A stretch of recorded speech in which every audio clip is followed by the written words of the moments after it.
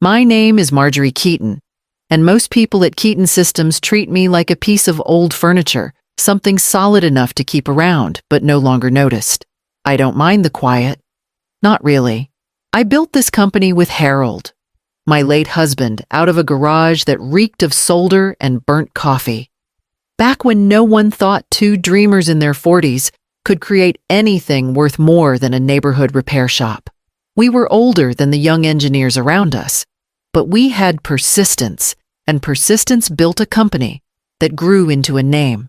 When Harold died, people came in droves to the memorial. They called him the visionary, the builder, the father of Keaton Systems. They weren't wrong. But I knew the other half of the truth.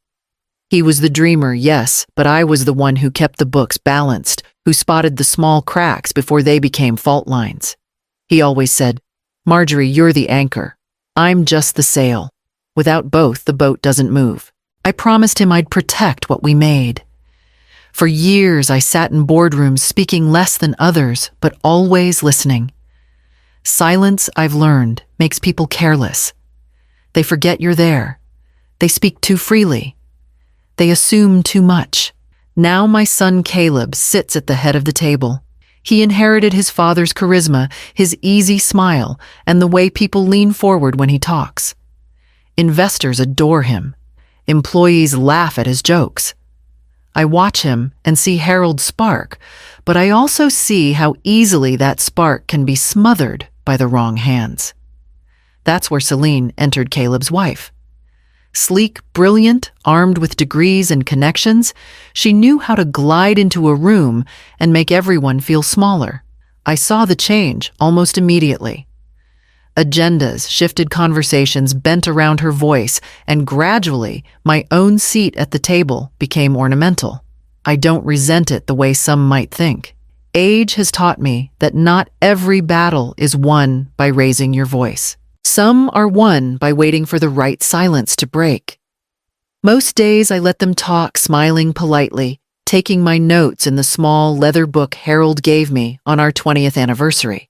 And every night I open it again, tracing patterns, recording words others have already forgotten they said.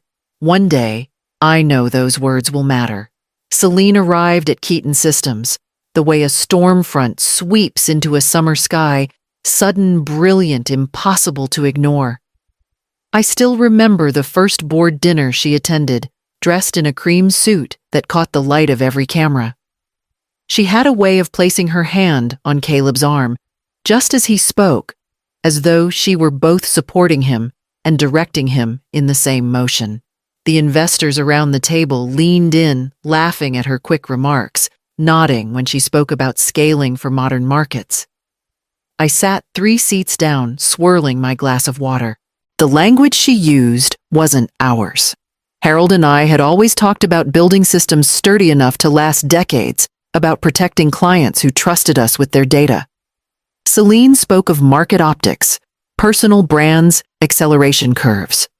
Words that glittered like glass, but cut nothing solid. It wasn't long before her influence spread. Caleb began echoing her phrases, repeating them as if they were his own ideas. "Mom, we have to shorten our runway by monetizing intangibles," he said one evening, beaming as though he'd discovered fire. I didn't remind him that our strength had always been the opposite: patience, long development cycles, contracts that spanned years instead of quarters. He wouldn't have heard me anyway. His ears were tuned to Celine's voice. The staff felt the shift too. Younger managers adored her, calling her a breath of fresh air. Veteran engineers, the ones Harold and I had hired, back when the office was still a drafty warehouse, kept their heads down. They'd seen storms pass before.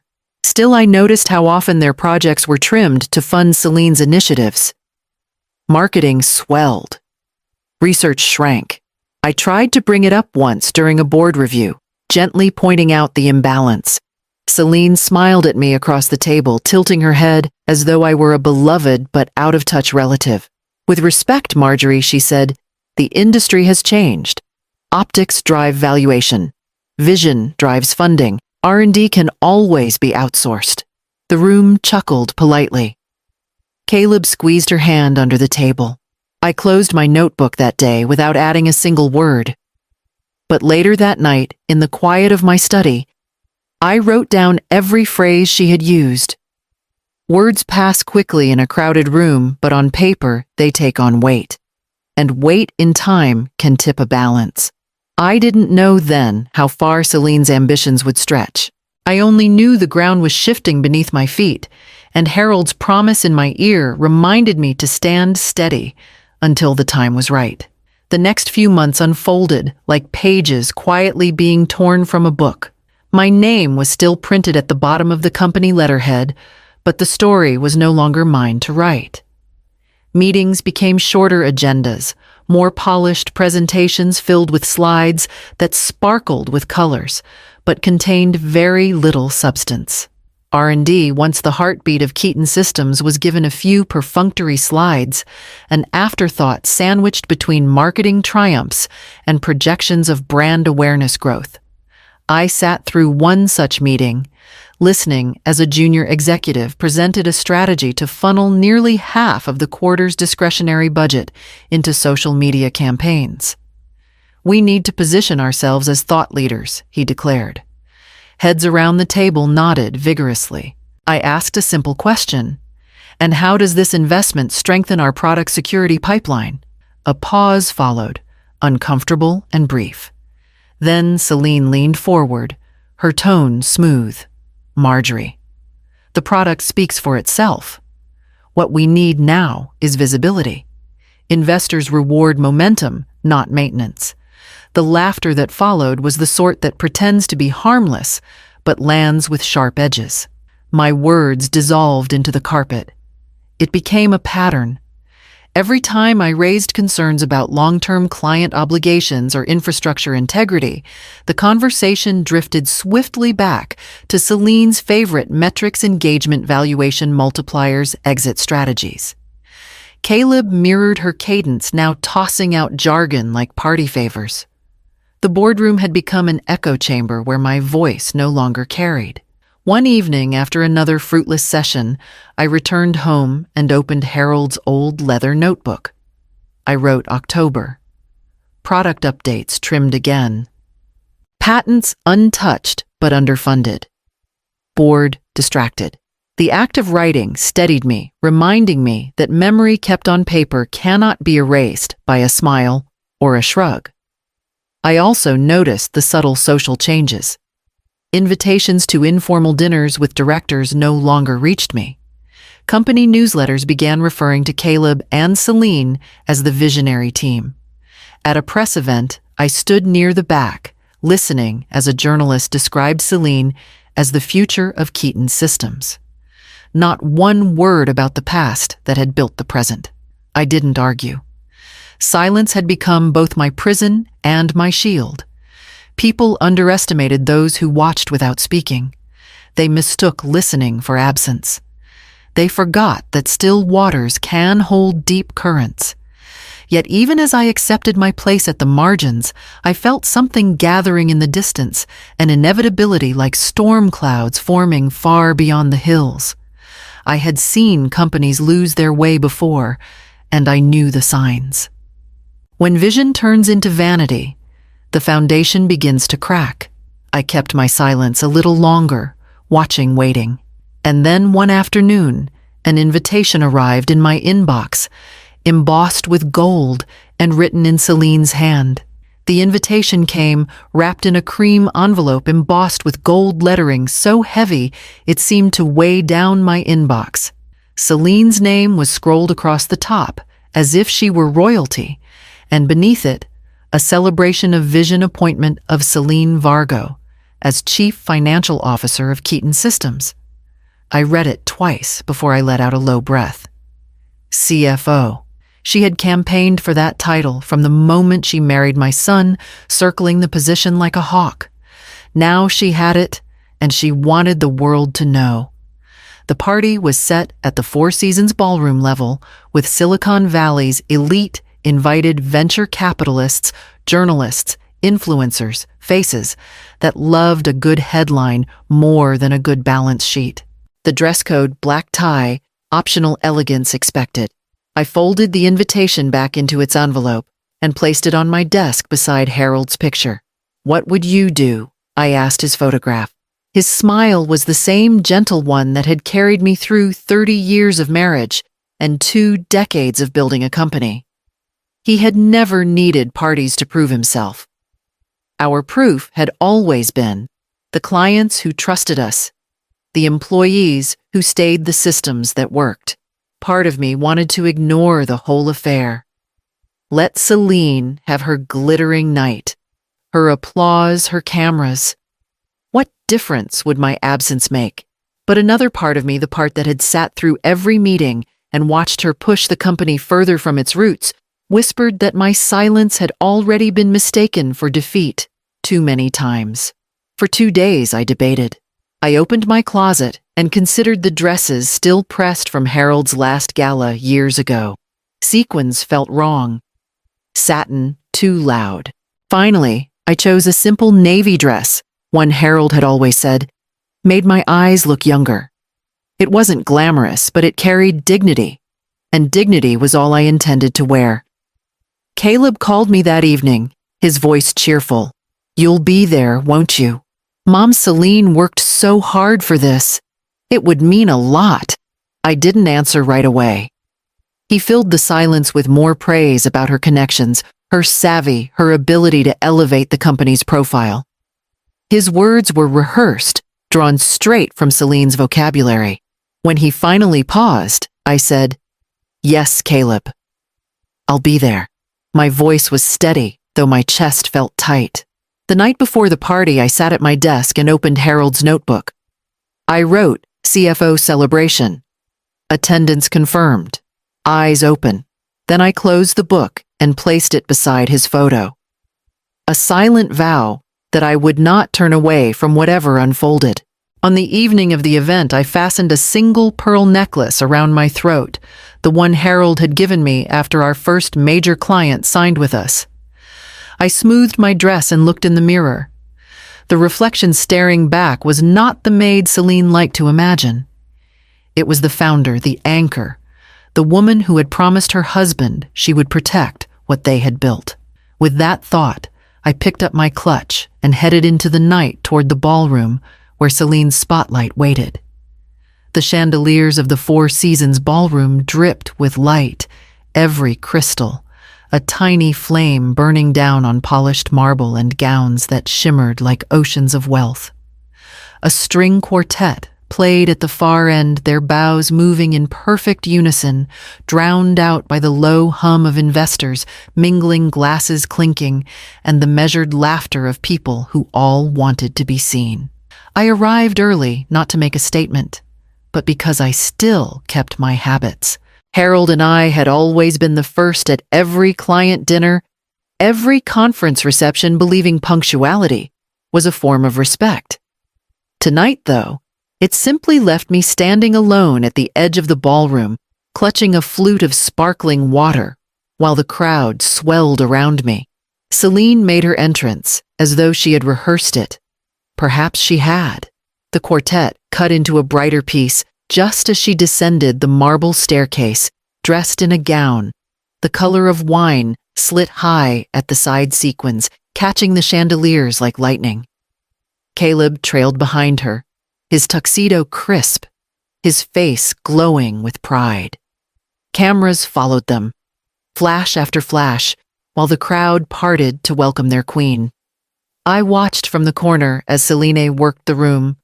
Her laugh rang out just above the hum, always perfectly timed, her hand resting on Caleb's shoulder when she wanted to anchor his attention. I could see the way investors leaned toward her, nodding at every phrase as if her words themselves carried value. When she finally turned in my direction, her eyes flickered with a spark I had come to recognize. She smiled wide for the people around her, but the smile thinned as it landed on me. I lifted my glass politely, intending nothing more than a silent nod of acknowledgement. She walked over her Stanford friends in tow, her voice pitched just loud enough to cut across the music. "Why is the maid here?" The words struck with a clarity sharper than any bowstring. Conversations around us faltered, laughter thinned, and though the quartet played on, I felt the weight of dozens of glances turn toward me. I stood very still. My navy dress suddenly felt too plain, my pearl necklace too modest. But what cut deepest wasn't her cruelty. It was Caleb's silence. He stood beside her, shifting slightly, his jaw tightening. But he said nothing. Not a word for his mother. Not a protest for the woman who had built the company he now fronted. Celine gave a delicate laugh, a tinkle of sound that echoed through the hall. "Oh, I'm sorry," she said, feigning sweetness. "I forgot you're Caleb's mother. It's just that I hardly ever see you at the important functions. You always hide away in that little back office, don't you?" The sting of her words lanced deeper than the original insult. Years of being underestimated, dismissed, and politely pushed aside crystallized into that single moment under the chandeliers. I felt my throat tighten, but I would not give her the satisfaction of seeing me falter. I raised my champagne glass and let my lips curl into the faintest of smiles. My voice was calm, steady, almost pleasant. "Congratulations on your new position, Celine. I'm sure tomorrow will be interesting." The silence that followed was brief but heavy. A few guests glanced between us, uncertain whether they had just witnessed a crack in the perfect image Celine projected. She laughed again, louder this time, pivoting back to her admirers as though I were already forgotten. But Caleb met my eyes for the briefest moment. His face was pale, his expression unreadable. I shook my head slightly, a signal that required no words. Then I placed my half-empty glass on a tray and walked out before the evening could press down further on me. Outside, the night air was cooler, freer. I drew a long breath and let it settle in my chest. There were moments when silence was a burden, but there were also moments when silence was power. Tonight had given me both. By the time I reached home, I no longer felt the sting of humiliation. I felt resolve. I set my clutch on the desk, opened Harold's notebook, and wrote a single line across the page. "The maid owns the house." Then I unlocked the drawer where I kept the documents Caleb had signed years ago, papers that few others had ever seen. My hands rested on them as if they were an oath. Tomorrow would not be hers. It would be mine. When I left the ballroom, the echo of Celine's laughter followed me into the night. It was a sound I'd heard too many times, bright on the surface, sharp underneath, designed to slice. By the time I reached home, my humiliation had cooled into something else, something steadier. I didn't tremble. I didn't cry. Instead, I went to the study, turned on the lamp, and pulled open the bottom drawer of my desk. Inside was a small iron key, dull with age, but still heavy in my hand. I hadn't touched it in years, not since Caleb came to me with his desperate plea. I could still hear his voice, urgent and tired, explaining how the company needed quick capital, how outside investors were circling like sharks, how this one transaction would keep Keaton Systems in family hands. He had sold me a portion of his shares, promising he'd buy them back as soon as he could. I remembered hesitating then, asking if he was sure. He had smiled, brushing my concern aside. "It's just a temporary measure, Mom. You'll barely notice the change." But I had noticed. I always notice.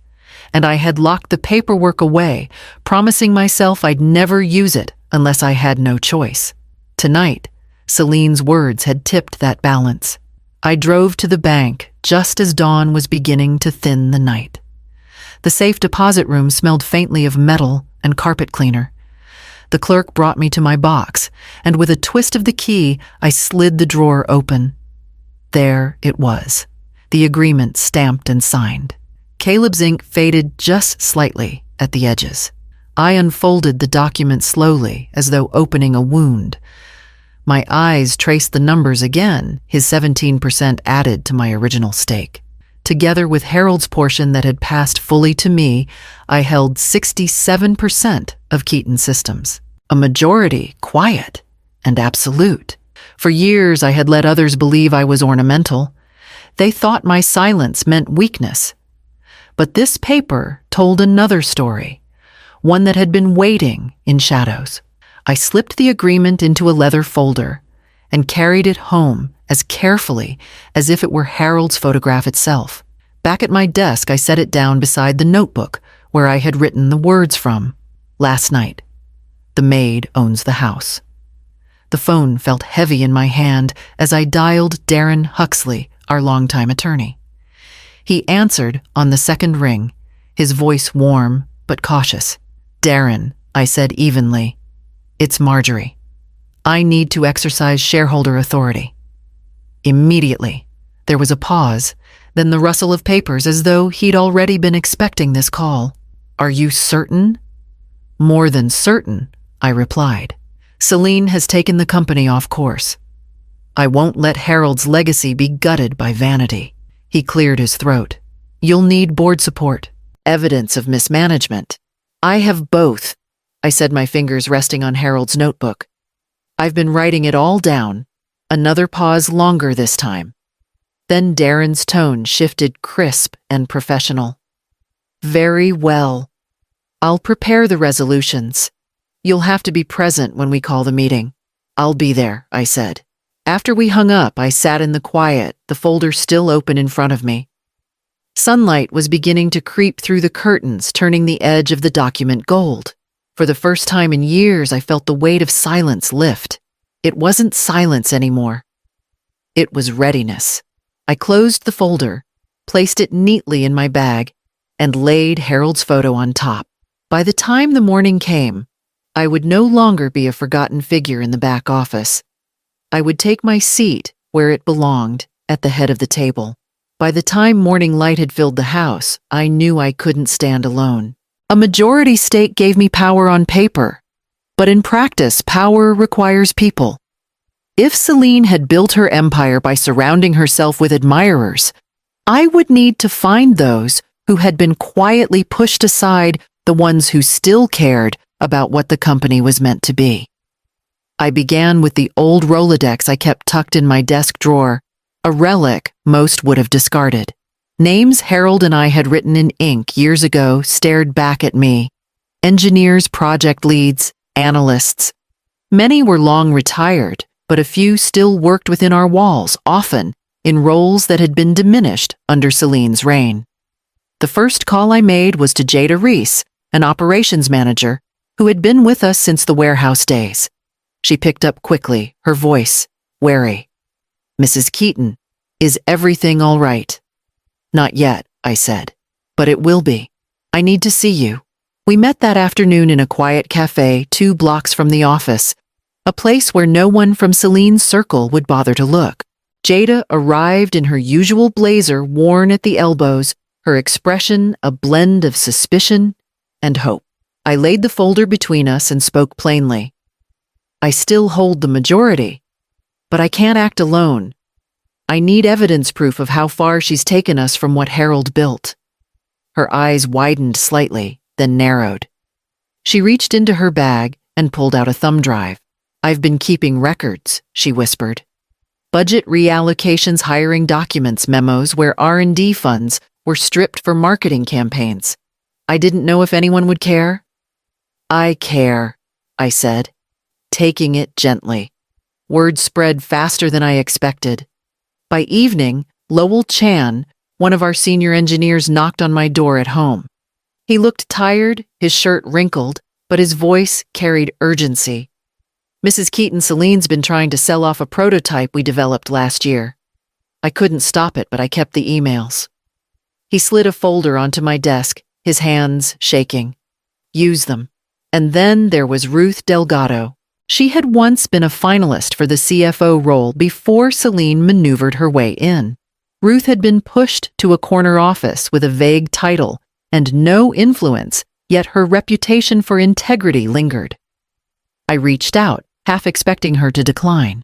Instead, She arrived at my house the next morning carrying a briefcase heavy with papers. "I knew this day would come," she said, settling across from me at the kitchen table. "She's clever but sloppy.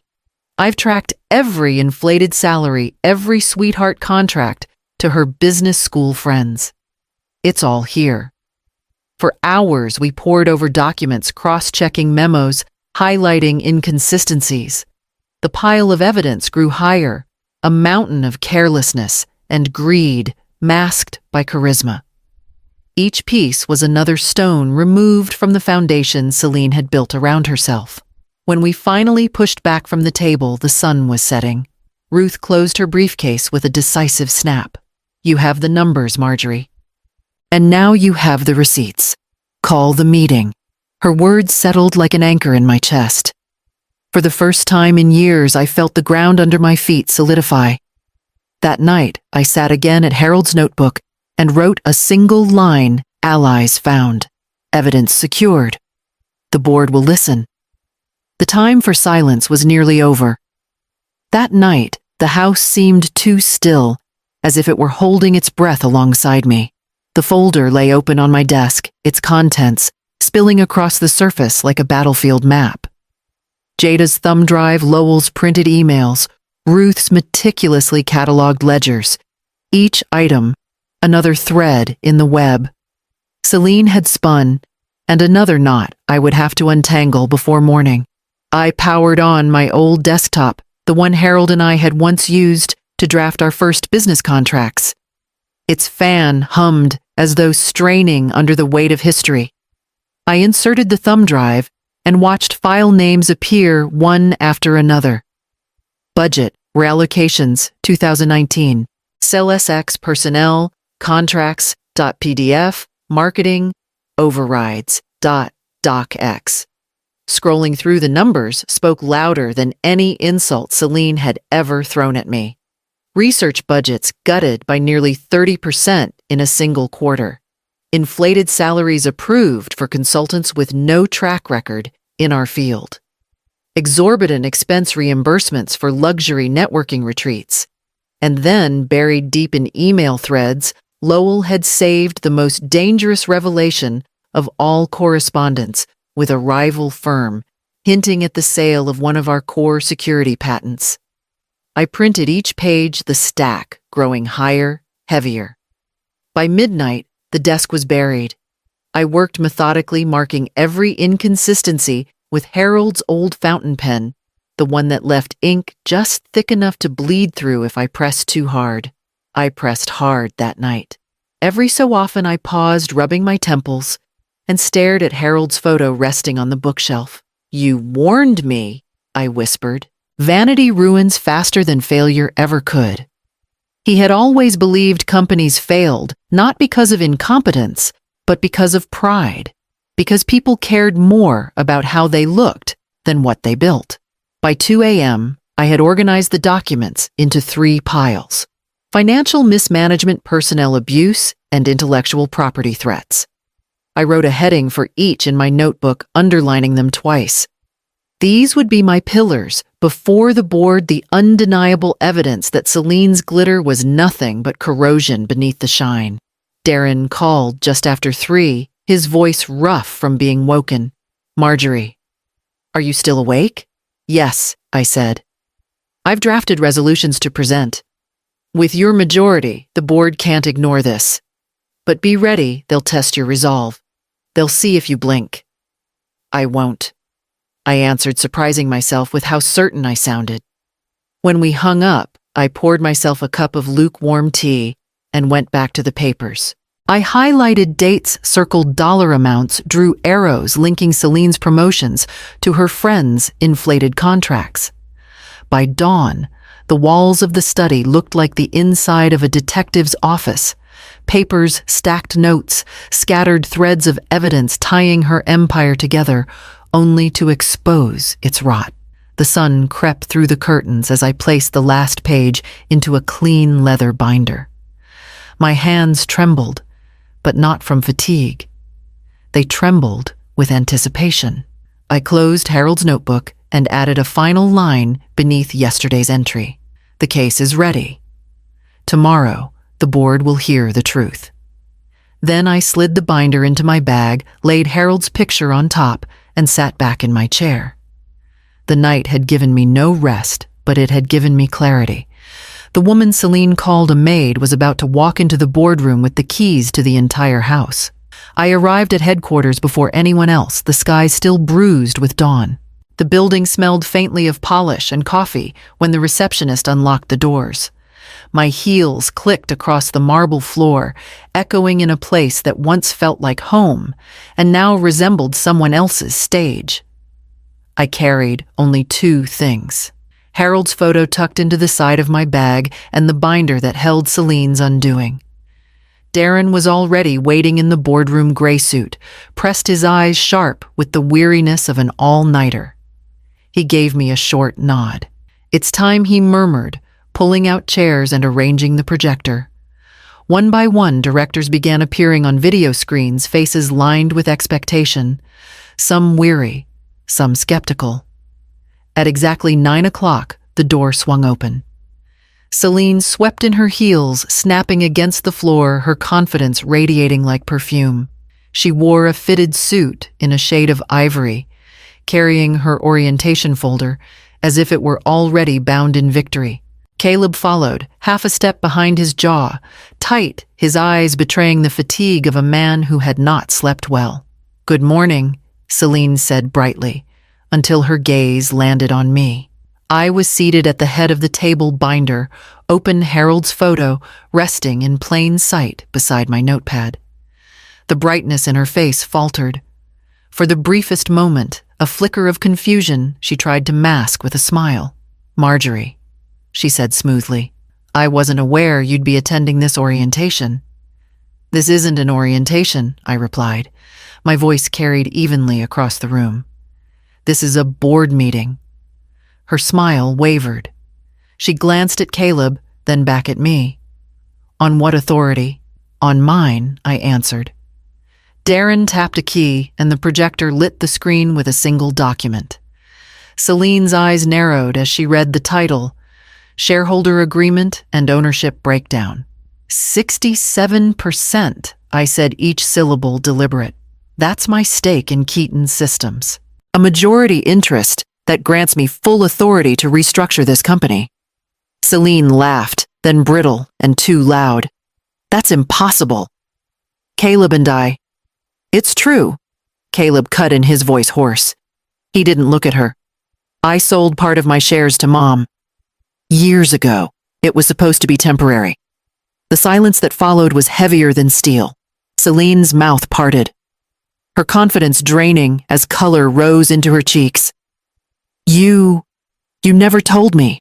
You never asked," he whispered. I leaned forward and opened the binder, sliding documents across the table toward the camera for the directors to see. "In recent months, I've documented patterns of mismanagement that endanger our company. Inflated contracts, gutted research budgets, and correspondence attempting to sell our patents to competitors. The evidence is all here." Her voice rose shrill now. "This is absurd. They were strategic partnerships, not sales. You can't twist this." I raised a hand, steady, cutting her off without raising my tone. "You've mistaken charisma for stewardship, Celine. This company wasn't built on parties or magazine spreads. It was built on trust, on products that worked, on promises kept. And I will not watch Harold's name turned into a bargaining chip." The directors shifted on their screens, whispers traded across muted lines. One finally spoke, his tone formal.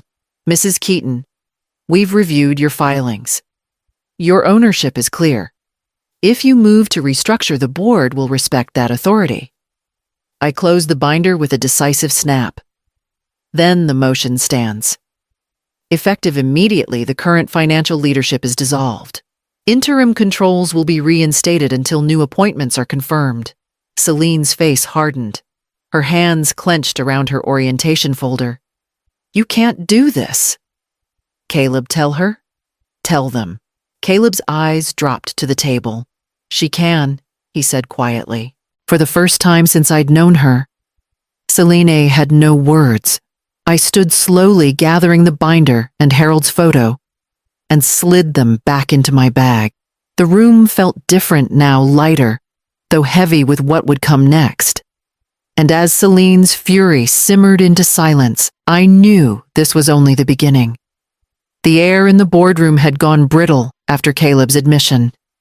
Celine still stood rigid, her folder clutched, like a shield eyes darting between the directors on the screens and me at the head of the table. I could see the calculation in her expression. How quickly could she patch this rupture? How fast could she bend the narrative back into her hands? "This is a stunt," she said finally, her voice thin but loud enough to ring. "Outdated paperwork, irrelevant. Caleb is the CEO. I am the appointed CFO. You can't rewrite history just because you're sentimental." I pushed the binder closer to the camera, letting each page come into view. "Not sentiment," I answered evenly. "Signatures, dates, share transfers. Everyone notarized and filed." Her laugh rang out brittle. "You can wave old papers all day, Marjorie, but the truth is, I run finance now. Caleb runs operations. The future isn't yours to dictate. You don't even understand this industry anymore." For a moment, I let the silence expand. It gave her words time to collapse under their own weight. Then I nodded to Darren. He rose, adjusting his glasses. Under Article 7 of Keaton Systems bylaws, Darren began his tone clipped and firm. A majority shareholder holds authority to restructure executive positions and reallocate corporate oversight. With 67%, Mrs. Keaton's authority is not theoretical. It is binding. One of the directors cleared his throat from a video tile, the echo slightly delayed. "And you've verified the documents, Mr. Huxley," I have Darren said. "I have also cross-referenced with county records. The shares remain under Mrs. Keaton's name. Legally, she is the majority owner." Celine's face tightened, fury flushing her cheeks. "You mean to tell me you've all been sitting here, letting her pull dusty files out of a drawer as though this is how modern companies are run?" "No," I said softly. "I mean to tell you that while you were chasing parties and press, I was safeguarding the company Harold and I built. I was taking notes. I was watching. And now I am acting." Caleb's voice broke in low and reluctant. "It's true, Celine. I sold her part of my shares when the company needed capital. I thought I'd buy them back, but I never did. That's on me." She turned on him, eyes blazing. "You hid this from me. All this time you let me." He raised a hand, his jaw tight. "I thought it didn't matter. You made it clear you thought Mom was irrelevant. So I didn't think you cared." For the first time since I had met Celine, she faltered. Her voice cracked with disbelief, not fury. "You let me stand in front of them thinking we had control." "You assumed control," I cut in, "and you mistook silence for absence. But silence is not absence. Celine, silence can be preparation." The directors leaned forward on their screens, sensing the pivot. One of them, an older man, who had once known Harold, spoke with quiet authority. "Mrs. Keaton, what are your intentions with this majority?" I straightened, laying my palms flat on the polished wood. "To restore balance, to return funds to research and development, to stop the reckless spending and nepotistic hiring, and to secure the patents that were nearly sold out from under us." Whispers hummed across the screens. The chairman nodded slowly. "You have the votes you need, Marjorie." Celine's knuckles whitened around her folder. She leaned forward, desperate now. "You can't just erase me. I earned this. I brought investors' press influence. You think you can run this company with dusty engineers and loyalty speeches?" I met her, stare, my voice steady. "I think we can run this company with integrity, and that is something no headline can buy." The vote was called, swift and decisive. Each director affirmed my motion. Darren marked it down his pen, scratching finality into the minutes. Celine's breath hitched audibly. She turned again to Caleb, but this time he had no words left for her. He looked hollow, a man realizing too late the price of silence. I closed the binder and slid Harold's photo back into my bag. The sound of the clasp snapping shut was louder than Celine's protests, louder than her heels striking against the floor as she spun toward the door. The meeting was adjourned, but the storm outside that door had only just begun. The room did not disperse after the vote. The directors lingered on their screens, their faces sharpened with curiosity, some with relief. They wanted to hear the rest to see whether the accusations I had hinted at were real. Darren gave me a small nod, and I opened the binder once more. Before this meeting ends, I said, my voice. Even you need to see the extent of the damage. Celine had paused at the door folder, still clutched tight, as if sheer will might hold her position intact. Her eyes flicked back toward the table, wary, but still burning. I laid out the first set of papers. Exhibit 1, Nepotism. Over the last 18 months, 5 of Celine's former classmates from Stanford have been hired into senior roles despite resumes with little relevant experience. Their salaries exceed the industry average by 30%, and yet their divisions consistently underperform. A murmur rippled across the screens. One director leaned closer to his camera. I'd noticed the ballooning salaries, but I didn't realize how closely they tied to her network. I turned a page, sliding it into view. Exhibit 2, Waste. Company funds diverted to luxury retreats under the guise of networking events. One invoice alone, $84,000 for a weekend in Napa that produced no contracts, no partnerships, no deliverables, just wine tastings and spa treatments. The chairman's jaw tightened. Another director shook his head. And Exhibit 3, I said, my voice dropping lower, is the most serious. Attempts to broker our proprietary security patents to Arcturus systems. Emails recovered from company servers show outreach initiated by Celine herself using personal contacts. Had the transaction gone through, we would have lost our competitive edge, the very system Harold designed, the one that built this company's reputation. At that, the silence grew heavy.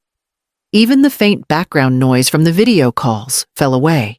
Celine's composure cracked, her shoulders stiffening as color drained from her face. That's a lie, she snapped, though her voice faltered. Those emails were exploratory. Standard practice. Every company considers partnerships. No, I cut in sharper than I intended. Exploring partnerships means involving the board. It means transparency. You acted alone in secret and risked everything. You gambled with the company my husband bled to build. Caleb shifted uneasily in his chair. He looked between me and Celine, his lips pressed tight, but he did not defend her. One director finally spoke, his tone grim. Mrs. Keaton, do you recommend immediate termination? Yes, I answered. Effective now. For the safety of the company, Celine must be removed from all positions of authority. The chairman raised a hand. All those in favor hands went up on screens across the wall, unanimous and without hesitation. The decision carried more weight in its swiftness than in the words themselves. Celine let out a strangled laugh, the kind that comes when pride is pierced but refuses to yield. You can't erase me with one vote. I've built Visibility Connections Press. You'll regret this. Visibility isn't stewardship, I said quietly. And connections without integrity are liabilities. The vote was recorded, Darren noting the decision in precise handwriting. The minutes were final. Celine's title, her power, her carefully constructed image, it all dissolved in a single, unanimous moment. She stood, rigid eyes darting wildly, searching for any foothold. Her gaze landed on Caleb, desperate. Say something. Stop this. But Caleb only lowered his head. Her breath came sharp, broken. She gathered her folder, spun on her heel, and stormed out. The slam of the door echoed like thunder through the boardroom.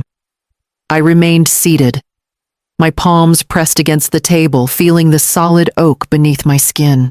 For the first time in years, I felt the weight shift in my favor, not because of anger, not even because of triumph, but because the truth had finally been spoken aloud, undeniable. The directors began to sign off one by one, offering curt nods of approval. When the screens went dark, the room fell into a quiet so deep I could hear my own breathing. Darren leaned toward me. "It's done," he said softly. I nodded, but I knew it wasn't finished. Celine's fury would not end at that door. It would follow me, follow Caleb, follow the company. And soon enough, it would test every choice I had just made. It didn't take long for the knock to come. 2 security officers stood just outside the boardroom waiting for my signal.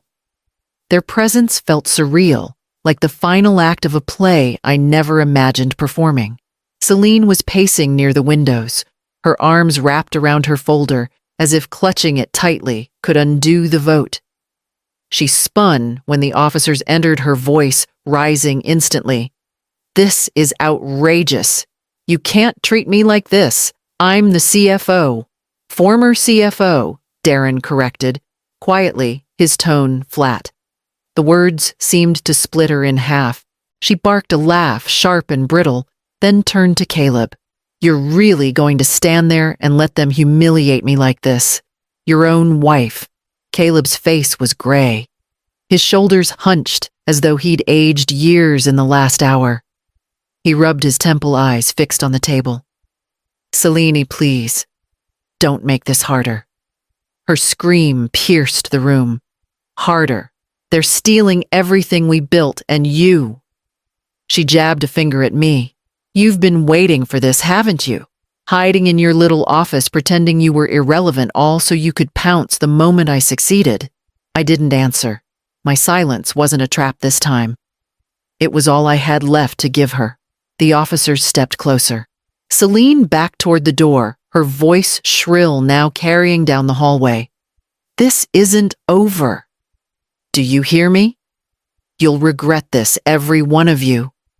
Her heels struck the floor in furious rhythm as they escorted her out, her protests echoing against the glass walls. For a long moment after the door shut, the room remained still. Caleb finally lifted his head, his eyes meeting mine. They were wet, hollow, searching for something I couldn't give him. "She didn't deserve to be dragged out like that," he whispered. I swallowed my throat tight. She deserved accountability. The manner of her exit, that was her choice. His lips pressed into a thin line, his breath uneven. He looked smaller than he had ever looked to me, a boy again, not the man who wore his father's suits. I wanted to reach across the table to tell him I understood the pain of losing someone you once trusted, but I also knew that offering comfort now would feel like gloating, no matter how softly I spoke. So I folded Harold's notebook shut and slid it into my bag. "Go home, Caleb," I said gently. "Rest. We'll talk when you're ready." He pushed back his chair without another word, leaving the room, as if the weight of Celine's screams still clung to his jacket. I sat alone for a long while, after the silence pressing heavier than victory ever could. Caleb came to my house the next evening. He didn't knock politely or wait for me to answer. The door swung open, and there he was, shoulders tense, eyes blazing with a fury I hadn't seen in him since he was a boy. "You didn't have to do it like that," he said, his voice cracking against the quiet of my living room. "Dragging her out like a criminal in front of everyone. Do you have any idea how that made me look?" I set aside Harold's notebook and gestured toward the armchair across from me. He ignored it, pacing instead, hands clenched. "You didn't say a word," I replied softly.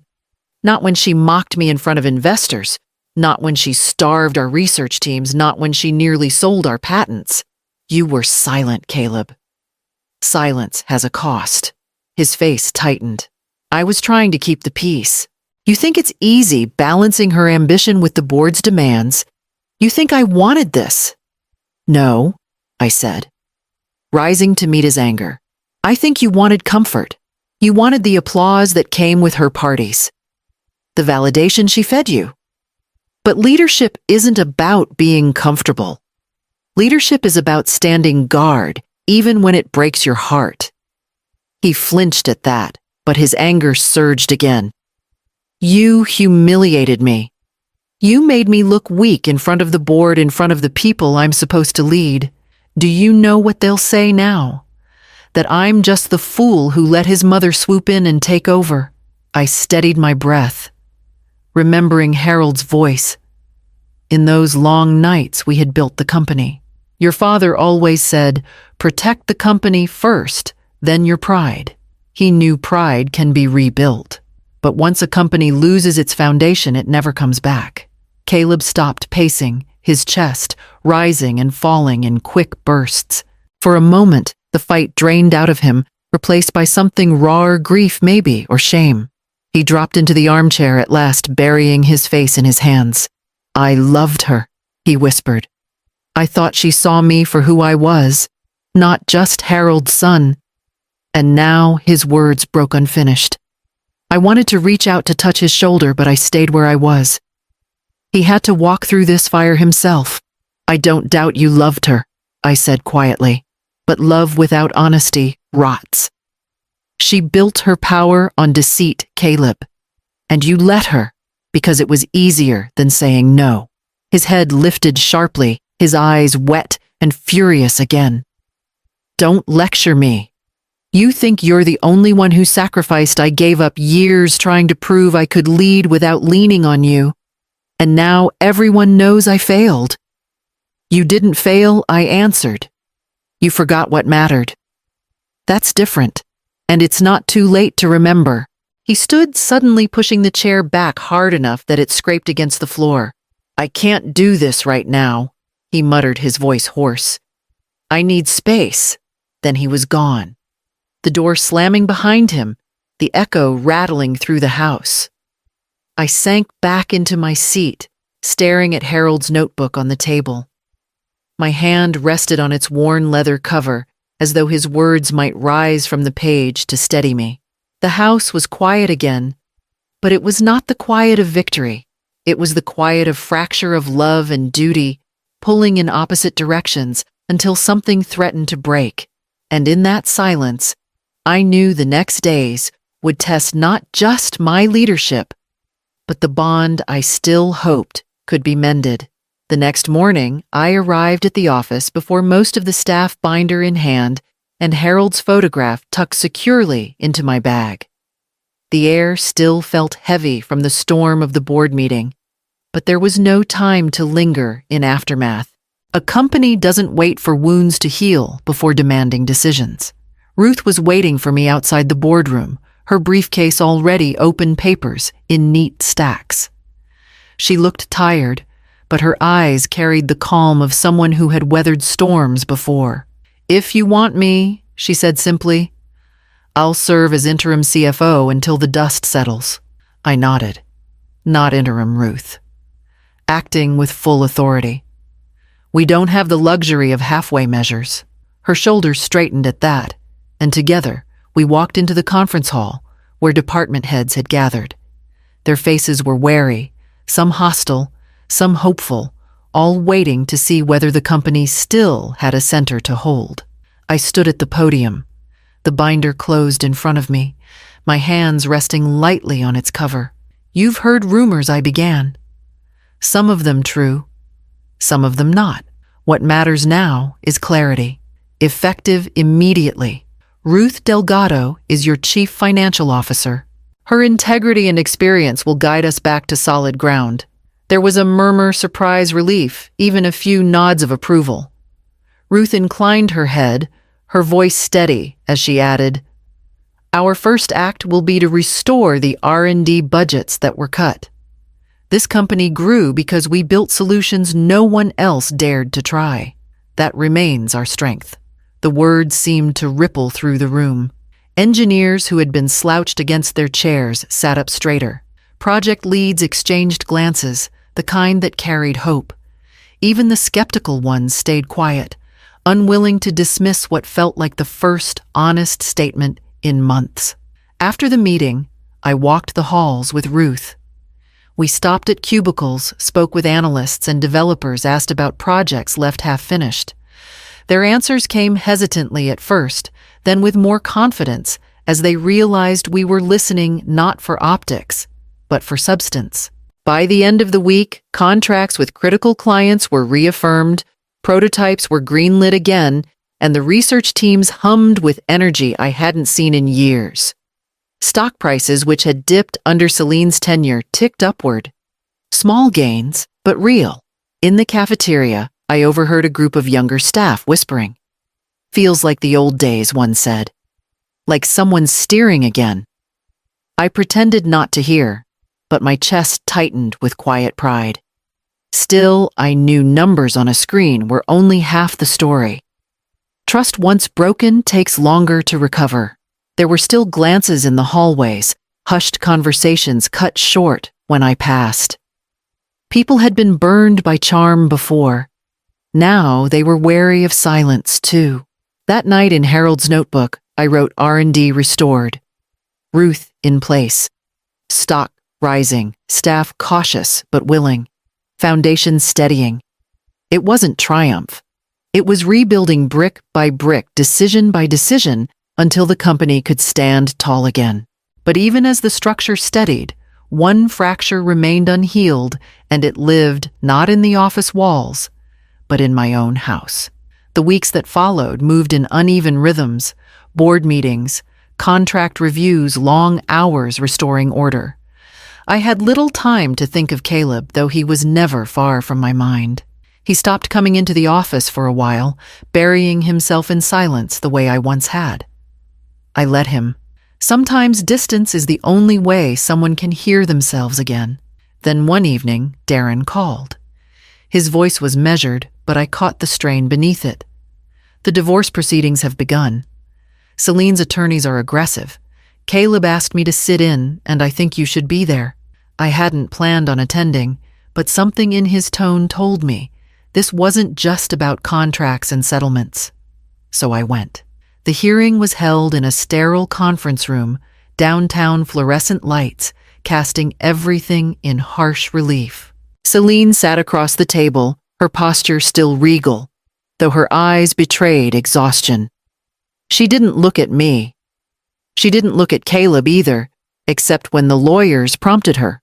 As documents were reviewed, Celine's own words surfaced.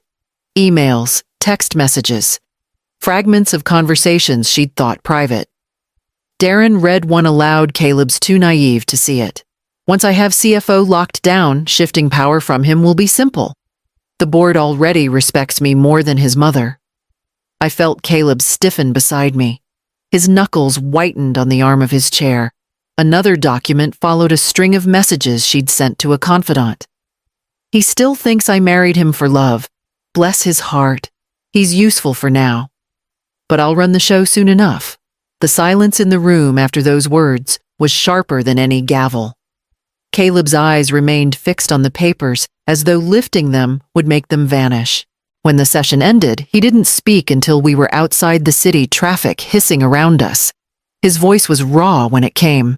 "She never loved me." Not once. I placed a hand on his shoulder. He didn't flinch, though his body trembled. "You loved her," I said softly. "That was real.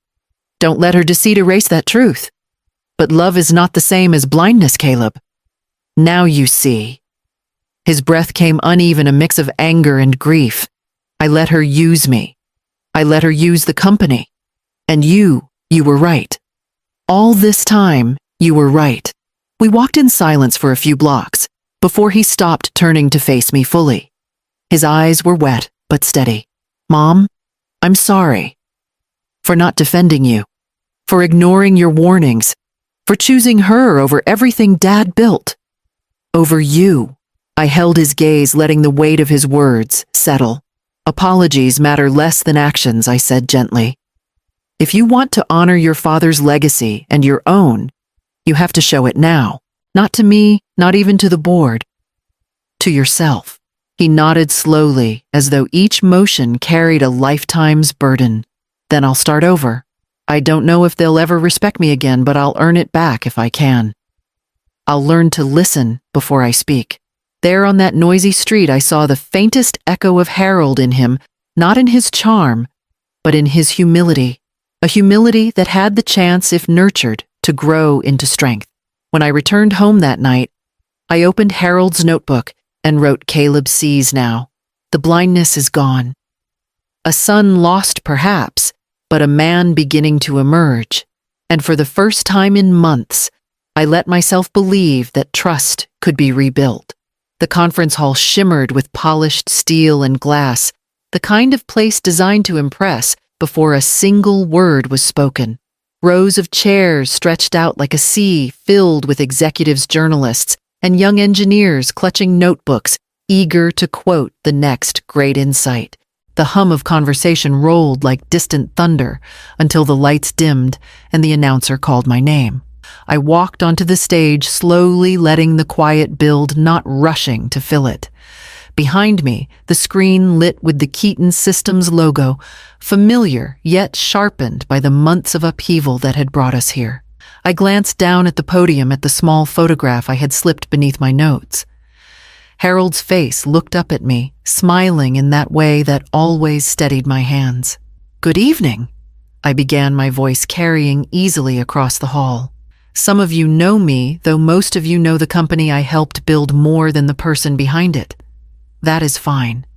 Products should outshine people. Systems should protect even when their creators are forgotten." A ripple of murmurs moved through the crowd. I continued. In recent years, Keaton Systems nearly lost sight of that truth. We began chasing appearances, chasing numbers that glittered in headlines, but meant little in practice. We forgot that security isn't about being seen, it's about being trusted.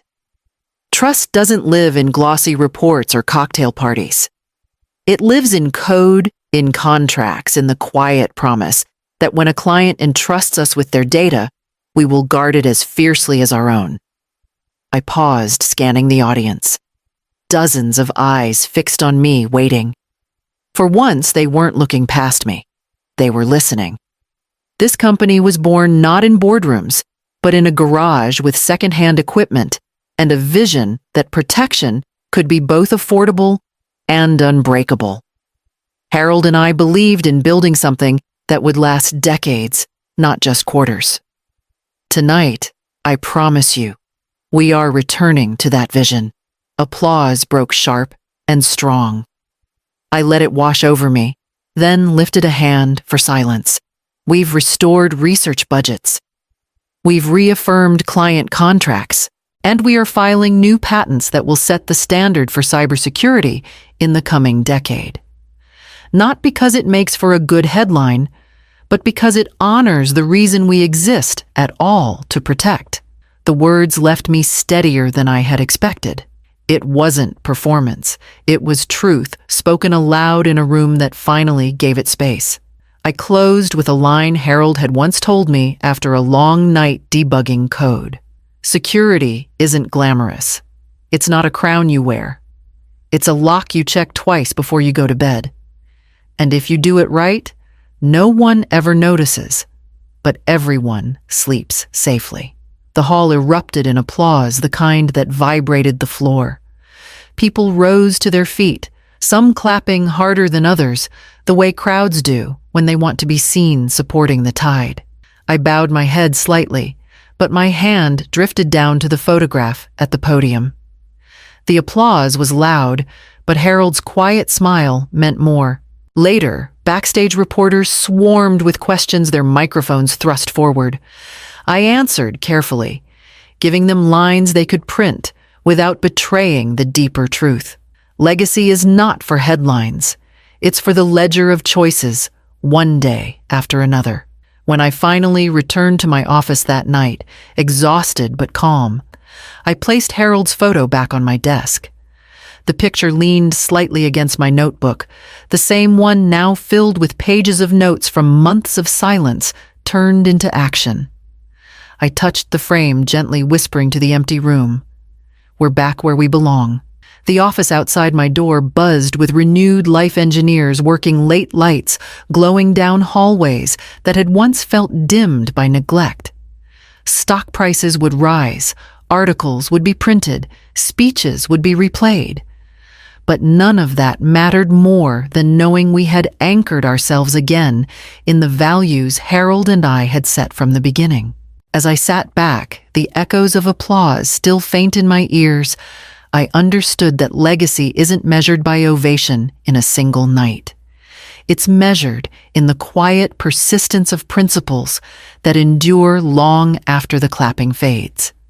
And that endurance would carry us into the year ahead.